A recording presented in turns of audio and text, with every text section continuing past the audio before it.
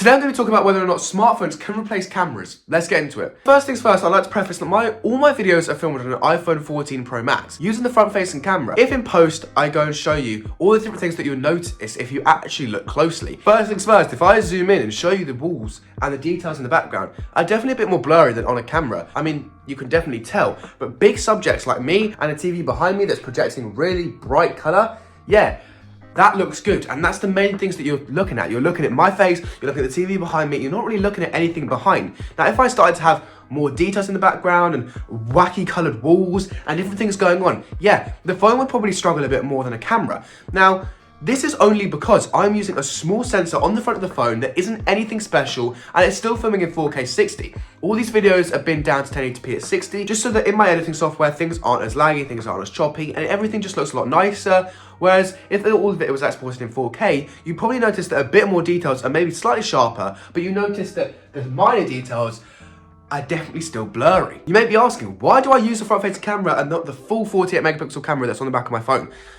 Now, that's mainly because I want to be able to see myself, and that's not, any other reason than so I can tell myself that I'm in frame, or I can see that if anything's out of focus. It's a nice thing to do. I actually had a video recently on Sky Glass where in post I realised that one of the clips I was talking about wasn't right, and I actually did a shot where I pulled the phone away from the computer screen and I used the rear-facing camera for that. Now, if I was to use the front-facing camera, I would have been able to tell I was actually out of focus the whole time. I will show you right now. As you can see, I was out of focus the whole time, and it really doesn't make the quality look as good. Whereas if I can see myself, I can see that I'm out of focus, I'm not speaking for a good 10 seconds, realizing that, yeah, I'm out of focus, probably gonna have to refilm that. Whereas I didn't, because I didn't have the time, but you will notice that people don't say anything. In the comment section, no one said that clip is out of focus, because that's not what people are looking for now. Whereas before people were looking for the highest quality videos possible, looking for things to be filmed on a high quality camera, if you're there for the content and you're only worried about what the person is saying, it doesn't really matter how the content looks.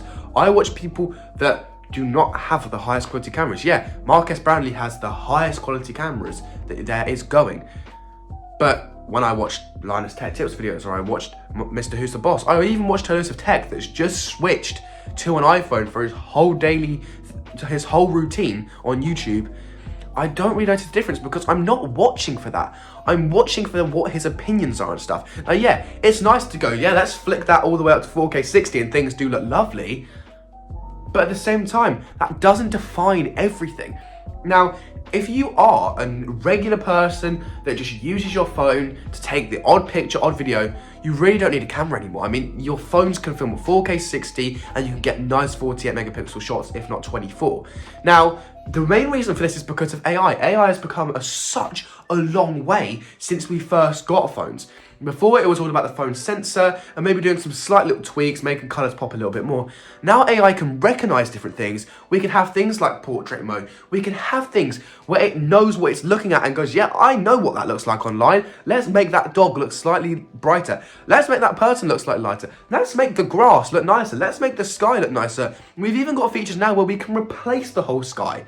It's insane what phones can do now. Compared to what we have had in the past, cameras are starting to seem more and more like a little thing for the daily regular consumer. Now, obviously, there is use cases, and I definitely do think where cameras are still more important. Now, yes, you notice when a YouTube channel is using a phone. I can tell it straight away, other than if they use loads of post-processing that makes the phone not even look like it's being filmed on one.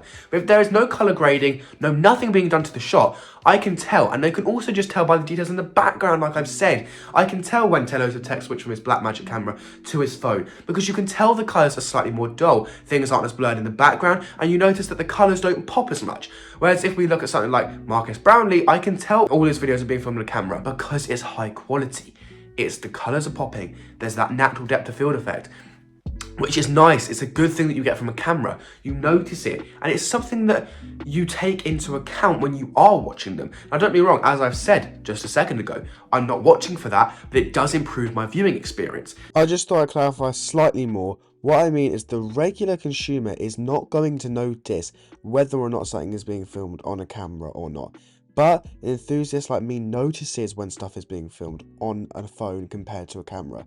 That's what I'm trying to say, just to make things slightly clearer for you. Now, if I could purchase a camera, I definitely would, because it improves the workflow. It improves how I look. It brings more people in. People are more inclined to watch me if my quality is better. Now, don't get me wrong, this 1080p at 60 video you're watching right now is absolutely fine. It's nothing too extreme, nothing too bad.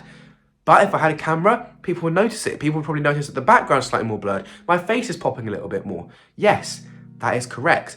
But with the right lighting conditions and the right background, you're not going to notice it and it's not going to be the end of the world. I can still film all my videos on an iPhone until my channel starts to take off slightly more and I can afford to buy a camera. That's when it makes more sense. As I'm growing on this platform, I'm not going to need everything that the massive YouTubers have got straight away. That stuff comes naturally. That stuff is hopefully going to happen in the future.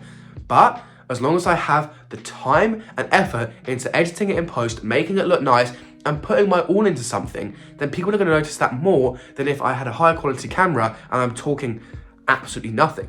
Now, a lot of people would agree with me here that the content matters more than what you're looking at. Now, what I mean by this is if the quality is bad and you're speaking about really good stuff, people are still going to be more inclined to watch you. So it doesn't really matter as much. But can I run my whole ecosystem on an iPhone? I could keep doing it for the rest of my life. It makes life more easier. Now, what I mean by that is phones, they use internal storage, which makes life 10 times easier because everything gets uploaded to the cloud straight away. Whereas a camera uses an SD card that are prone to corrupting, they're prone to breaking, and they're also just not really convenient for my workflow. Whereas phone, there's no risk of that. Everything's backed up to the cloud straight away. And it's a nice feature. It's a good thing to have because I can so easily just transfer stuff over.